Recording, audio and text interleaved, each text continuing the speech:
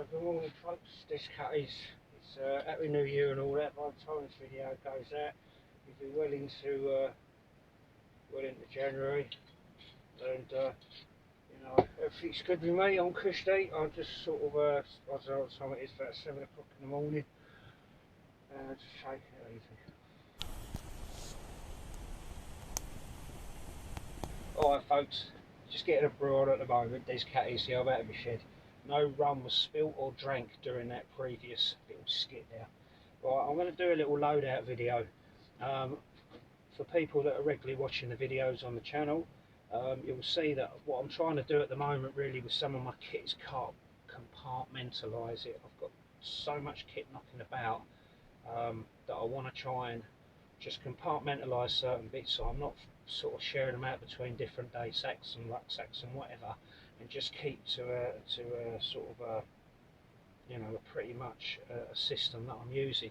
Now the one that I want to share with you today is the one that I'm using with the Eberlestock rucksack. That seems to be at the moment the gear that I've got in there seems to be quite a nice balance for me here in the UK during these sort of colder climes, as it were, even though it hasn't been that cold in the minuses that much, and even when it has, the gear that I've got in there has been fine. Alright, so let's have a look, shall we?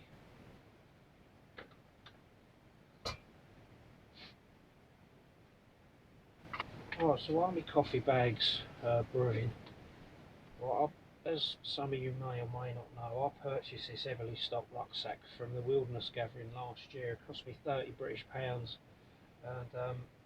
when I saw the person walk in with it, that he was selling it, and I really had no idea that it was an Eberlestock rucksack. I hadn't even heard of it until Dave Fryers and Welsh Allen had told me. Just thought it was a generic rucksack, and I actually liked it just for the external pouches on it, if I'm honest.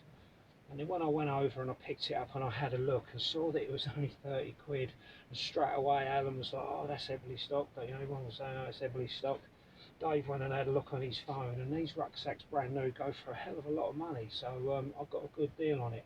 But the only thing is, even though I do like buying bits of kit like most of us do, when I do get something I like to use it, and this seems to be, you know, am I going to say it's the one? You know, I'd like to think so, but this is the rucksack that I've been running with for a little while now, and I've been using it through the winter so far. It's now January here in the UK, and I used it over Christmas quite a lot when I was camping between Christmas and New Year. Videos for them will be up over the coming weeks, and so for what I do is share it with you. Okay, so take it as you will. So the first thing I want to show you actually is I've made a slight adjustment to the side pockets. If I turn the rucksack to the side, everything will probably go carnage now, fall off the bench. That's fortunate. But what I've done now is I've actually added some strapping and some buckles. Now these press stud at the top, and for some reason it was kind of niggling me, keep trying to press them shut. So what I've done on both sides, I've literally attached a quick release buckle. Okay, one end, I've not even done it where it adjusts, I literally just want it so it shuts. I've got a little bit, maybe about 1.5 inches of play there if I do want to move it up and down, but it's not really for that. I'm just trying to use it as the pouches for the capacity at the size that they are. But just for me, just for general closing them, I'll put these quick release buckles on. There's one on this side and there's one on the other side. And then the only other thing that I've done,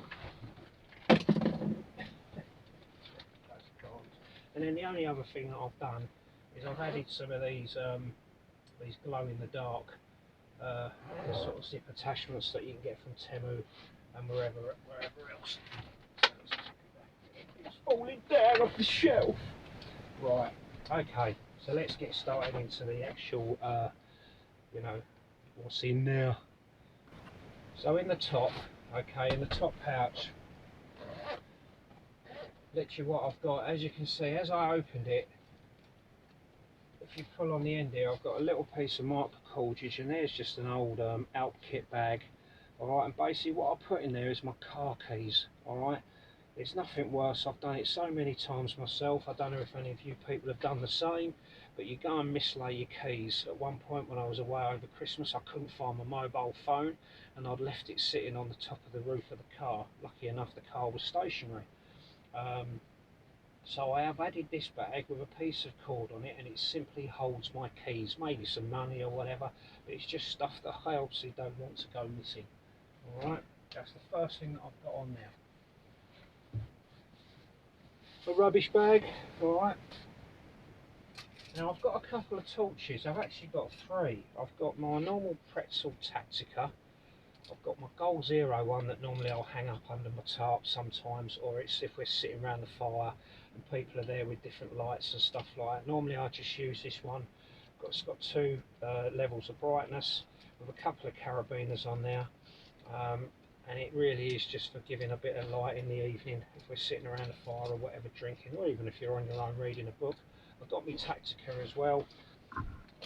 Stick that in there out of the way. And then the other one that I've started bringing out with me as well is the one that I've got from Woburn or whatever some time ago. When I was out before Christmas, well, a little bit before Christmas, it was the man flu video. I was out with Chris and we were sort of talking, corresponding about torches over WhatsApp, and he asked me to bring it, and when I first got it I used it once, kind of left it down, did a little video if anyone wanted to buy them. Some people showed some interest because they were nice and light, blah blah blah blah blah, and as it goes, it's kind of, I've gone back to it and I'm bringing it out with me as well. Alright, so I've got two torches. Is that a bit too much? I don't know, sometimes it isn't. I can use it, it's got a magnetic base on it and I can attach it to something metal if I wish, or even just have it hanging up inside the tarp or whatever, you know, that's up to you what you want to use it for. Alright, even though I've got that little plastic bag there for rubbish, okay, I've also got this one. This is just an old dry bag. I've even written on it rubbish so it doesn't confuse me, and then I literally just put my rubbish in there for when I'm coming home after a weekend. I will burn paper and stuff like that on the fire. Not use this. This is one of those little emergency blankets from Temu, and I just thought it earned a place inside the top of the rucksack there. Okay. And then, as I say, I like to compartmentalise stuff. Well, I'm terrible for it because I'm always forgetting where bits are. So I've got my first aid kit. These pouches are from Dave Fryers. Okay. I think he's still on Etsy, but he's also got a website now. This is one of the first aid pouches that I like to use. And then secondly, this is one of the wax cotton ones that he does.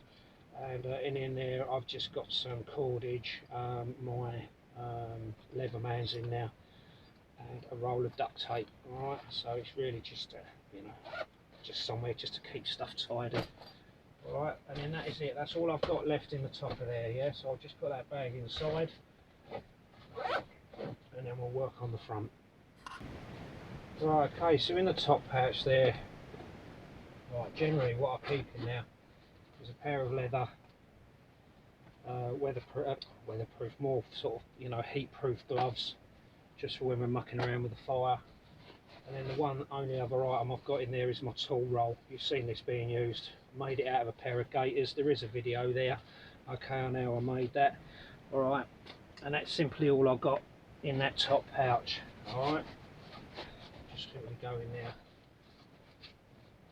It's mainly, I mean, it's making use of your your outside pouches just for all stuff that you might want to get to quickly, whether it's rations, you know, your brew kit, your stove and all that sort of stuff as well. In the front one here, oh, this one as well, this is just a little torch that I picked up some time ago from Decathlon. And as you can see, it's a red flashing light, or it's solid. And what I sometimes do is stick it on the top there, or I can just leave it there, as if I sort of like put my rucksack down and walk off. I can turn that off in the dark, and you know, be able to locate my rucksack again. Alright, got me me Rapid Ridge line, okay, which most of you have seen. I love using this one. You know, it was sort of born, I think, out of something that Dave Canterbury or whatever who talks about, and a few other people. Alright, in there I've just got 4 plastic pegs and 4 little aluminium pegs for my ground, that they go with my ground sheet. Okay, in here these are all Dave Fryers pouches. This is just my basher kit with jungle toggles and guy lines and all that sort of stuff in there. Okay, in that one is my wash kit. Alright, toothbrush, toothpaste and all that sort of stuff. Alright, and then finally the bottom one is obviously my bum wiping kit. Okay, when I need to go and take a number 2, need to have a poo, and you need to make your bum nice and clean, and that's basically what's in there. Alright folks, so that's sort of like that pouch accommodates those pouches very nicely, as well as my tent pegs as well, and my toggle as well if I use that. Normally I like to set up in a plough point, so with a plough point, normally what I'll do is, with the plough point, obviously I just use the toggle, you know, like a jungle toggle, to set up my plough point. Let's have a look at the side pouches. Right, so in the side pouch, they've got nice little slots in the back of these, and they've also got pockets underneath, which I've not really used. But what I have liked with the actual pockets that are behind the actual that are like a sleeve themselves. Now, for argument's sake, what I'm doing now is I've got a this is one of the Gone Boy Outback range saws. What I've done now, I don't know if Dave still makes these, but these are like I think they're like a saw pouch. And what I've done with mine is I've just attached a piece of paracord on the end of it with like a handle. So it's easy simplicity for me to be able to take it out when I want to use it. Alright, so if we open up and have a look inside, this pouch is my sort of my brew pouch if you like. So I've got the old good old faithful orange cup, brew kit, hip flask of rum. This is my hip flask if you folks haven't seen it. I've had this for quite a long time actually. Got it off a gentleman off of on Facebook when I used to go on there. Ancestor Leathercraft, I think it was called. I think that's what it was called. And I bought it off him. So I like that as well. I like to have a hot toddy. What's in here? I can't remember. This is a new edition. Oh yeah. I've literally just put this. I've had this knocking around. Got this idea off of John Martindale actually, and this fits perfect with my Pathfinder cup. And it's just one of those jet boil coffee what do you call them? Cafetiere presses, if you like. And it fits perfect with the old Pathfinder mug. That's just that little one of the windshields that I've made. This one out a couple of Guinness cans. There is a video up there, folks, if you haven't seen it. If I get the fuel out first, that's my fuel. Okay, just a bottle of fuel. Got an old sleeping mat wrapped around it. Okay, and then I've obviously just taped it on with a bit of electrical tape in case I make a mistake and want to drink some. But it's just methylated spirits for my stoves. And then finally, in the bottom there, is just my Pathfinder bottle. As I say, when I use the day sack, when I've got the Helicon Tex Bergen out, you'll see me using the Vargo bot and all that. Absolutely love that. But as I say, I want a compartmentalised kit. I've said that all in one go now. As I say, I'm just utilising kit that I've got, and that's basically all in there. Well, actually, for me, I use it on the fire that way, and just perch my my cup on top. But then what I've also done as well is I actually, whether it's a good idea or not, so this will accommodate a Trangia burner or one of my burners, and then literally what I do, I've just got a couple of pegs here, drill the hole through them. They go through the other side there if I want to use it with just methylated spirits or something like that. And then obviously my cup can sit on top there, so you get a picture. Yeah, I've got a titanium spalk there, and keep it all together. Lids in the bottom, and you know, keeping it all sort of compositing together. Those little pegs go in the bottom now, and obviously that's the well-used bit of kit. Right. Brilliant, so I'll just slot all that back in there, I'll come back to you. Right, so down the other slot, what I've done now is I've taken my wildlife hatchet, put that into the Helicon Tex Bergen and replaced it with the small forest axe, the Grants Force one. I love Grants Force axes, to me they're the best, but you know, I don't want to fight about it. In this one, I've got what I've done is I've attached a tiny bit of cord there, and it's just an indicator for me to know which side my rations are on. Okay, now what I've tried to aim to do as well, when I've packed this up, one thing I can't stand, and I don't know about yourselves, but I hate fighting to put kit away. I want everything to be kind of simple, and it's taken me a little while actually to sort of try and work it out. And what I've done there is just so I don't get confused what's left and what's right and where my brew kit is and everything else, I literally put a tiny little bit of cord there, and then I know that my firelight, but my rations and all that are all on this side. Okay, so in here I've got my ration pack. Okay, now I haven't used one of Fry's pouches for that, simply because this just worked better. Okay, and I wanted to keep it on the outside as opposed to putting it in. This is one of my homemade ration packs, if you like. There's not a lot in there, it's just some pasta and sauces and some you know, coffee sachets and protein bars and pepperonis and stuff like that. Okay, and a vacuum sealed packet. Then also what I've got is good old trusty faithful Steak Detective meatballs in pasta. God, I just love that, and I do love good old blighted breakfast is my favourite. And also what I've got in here as well, just some old brew kit for my ration pack, so once that's gone, that'll be gone. And then what I've got on the other side,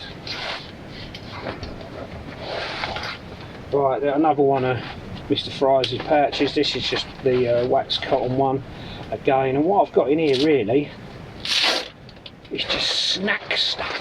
It's just stuff that's snacky. Got a couple of hand wipes, some peanuts and some protein bars, something for me just to be able to have a snack. And I ain't got a fight to go. I haven't got to go to fight. I haven't got to go into my ration pouch to get any of that out. I'll just keep that separately. It's nice because it slots down next to the M8 E-Swiss bottle. I've kept the cup and the lid and everything else there. I mean, look at it, it doesn't take up no room. It's not, I mean, obviously there's weight there, but not overly a lot.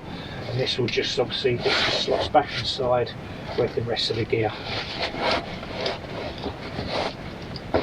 So as I say, I wanted to do it in a way that I wasn't fighting with kit when I'm packing it away and using it. I wanted to keep it quite, you know, quite simple, folks. Right, now with this rucksack, with this Bergen rucksack, whatever, you can go in through the top, but it's also got the clamshell option on it as well, which probably makes it a little bit easier for the demonstration of the video. Alright, so I'll do my best with what I've got in here. Now, this is my good old inflatable mat. Okay, this is a 4-class one. I've got it from Decathlon. Alright, love it. I've burst one in the past. I know there's a little bit of you know, some people say they don't like inflatable mats because of bursting. That's obvious, you know, but I'm still trying to work it out about going back to maybe having a sleeping mat. But at the moment, because of the size of that mat, it just fits perfectly in there, so it's sort of what I'm going with. Alright, now I've literally just changed up. When I was out over with my mate Nick at the over Christmas at his permission, video will be up for that at some point as well, probably be up by the time you see this. And then what I've done is I've used one of Dave's old pouches, the frying pan one, and it's basically just got that in there. Okay, forget what this is, I've got it from Alpine Trek. I'm sure some of you folks might know what they are. I'll try and get a link if you're interested. And again, it's just something that I want to sort of utilise a bit in my kit. Alright, so just stick that down now.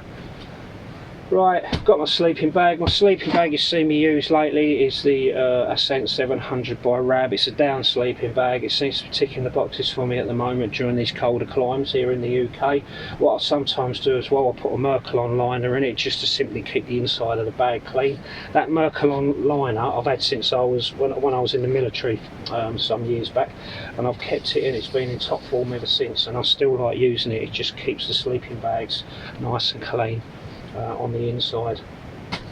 And I've got it inside a Life Ventures compression sack, which obviously holds it nicely in there, nice and small, so I can stuff it into the bottom now. If we look at this particular, I've changed over to dry bags for this one. And simply what I've got in this one, again, look, I've added a couple of bits of cord onto the outside just for simplicity for me. Okay, so in here I've got, as I say, the good old Trussell Mercalon liner. I really do like them. I've I've also got me cold weather cap. Now Chris sort of put me onto this idea of being able to wear that, then pull these down over your ears, and it kind of acts as a muffler. And yeah, it's alright, but I don't know if I've got a big chin or something, but my Velcro seems to come undone. My good old trusty faithful pillow. I do like a pillow, folks. I know you can roll a jacket up or use a pair of shoes and blah blah blah, but flipping heck, you know, it's just a bit bigger than an oversized tennis ball. So that's what I like to use. I haven't really used this yet. I made it to sort of, it accommodates the, it's from an old gilet that I had, gilet or whatever, from fleece, and what I wanted to do was, you know, if I ever wanted to put a hot water bottle into my sleeping bag for any time, what I did was I made up this little bag here, made out of a fleece to slot the Pathfinder bottle with hot water, and then it can go inside my sleeping bag. And then the other thing I keep in there is a pair of socks. Okay, so quite important. Now I do wear a lot of merino wool base layers, undercrackers, socks and all that sort of stuff. And the reason being is because it's very good stuff. It doesn't give off a smell like, you know, polyester and all that sort of stuff. It really, you know, it really does hold off on the old smell side of things if you've been out for a little while. Down there for now. Right, the next one. This is that's my bivvy bag in there. Okay, it's my Fjällräven bivvy bag, and I didn't use it on the last couple of trips I was out. I just sort of slept in the sleeping bag as well. What I did have doing the seamstress up the village, because I don't like getting into these bivvy bags from the top end. What I've done, spoke to the seamstress and she put a zip in it for me, so I've got a zip of about, I don't know what length it is, but it's quite long, and it just makes it a little bit easier for me to be able to get in and out of the bivvy bag. So I find that works. Okay, so as I say, we've got the sleeping bag there. Okay, not too bulky in the grand scheme of things. Oh, my wrap ground sheet. Love that. I think that's a really good bit of kit. I didn't realise when I had it a while, I didn't even realise it was rab. But you see me use this quite a lot, especially during these cold, you know, these sort of wet times, especially here in the UK. Alright, that is my good old faithful piss bottle. Alright, if you ain't got one, folks, get one. I know there's a million and one varieties, you know, and all the rest of it, but for me, I like to use, this is just a Nalgene one. I've upgraded mine by taping a piece of paracord on there, so I can simply hang it up in a tree to allow my energy drink to drip out the bottom. Okay, and then it goes into a little waterproof bag. In this case I've used the old OEX bag, and you know, because the last thing you want is little streaks of urine to be ending up all over the place. So that's for that. Ooh. In there, waterproof liner. Okay, don't need to see that really. Okay, and then in here, okay, this was another old waterproof bag that I had stuff. It was just an old Van Gogh stuff sack. And then what I've done is I've changed some of the straps on it to make it in such a way. I've actually got quick release buckles on there as well. And what's in there is my orange fleecy Swazi. Now I'm not gonna lie to you folks. I've got 3 Swazi fleeces. Okay, and I blame Mrs. C for that. Alright, she bought me the orange one, and then again I was talking to Chris about them online, and I'm shocked how much they've gone up in price. The Swazi fleeces, especially like the orange ones, they're well over £100. And when I got mine, it certainly wasn't that much, so they've gone up quite a lot in a short space of time. Alright, then finally what I've got in there then is my, well, it's not finally, I've got one more item after this, my DD Super Light Tarp. And the reason why I'm using the DD Super Light Tarp is simply because of the compactability of it. Alright, it just works well. I do like my orange one. You've seen me have it out with Chris. I've actually put that in one of my other packs at the moment, and that's kind of what I've got there. And then finally, I might have to go through the top for this. This is one of this is TJM Metalworks fold out grill. Okay, I've got this brilliant bit of kit. He was gifted to me because I was sort of promoting some of his stuff back in the time. And if you don't know who he is, man, go and check him out. Absolutely fantastic gear that he makes for camp, camp stuff for the outdoors. Folks, I'm making this look like hard work, you know. And basically obviously just a fold out grill. It's got the spiky bits there, so you can obviously shove it into the ground. There's no feet on it, so you can gain a good height in it. And then what I've got as well is just a little bit of board, and then what I do is I just place that on there in the middle. Alright, and when I fold it out, I can use it just to put, you know, I can use it just to put little bits on. Okay, so it works quite sweet. When I pack it up, when I pack this rucksack back up, I don't really like using it. I don't like using the clamshell. If anything, I'll zip it back up and I'll go in through the top. I just find it a bit easier for me personally. Alright folks, so there it is. That's my kit that I'm going with. That seems to be working well for me here in the UK during these colder months, and it'll probably do alright right up until the spring, and probably even past that a little bit more, depending on how unsettled our weather gets here in the UK. Alright. So as usual folks, thanks for watching. Don't forget to like, subscribe and share the videos. Put your little you know, the little bits down below, your constructive comments, not your, you know, your pissy little comments. I'm interested in decent comments, because we're all adults here. Okay, so there it is folks. Alright, so thanks for watching. Alright, and I'll see you on the next video. Laters.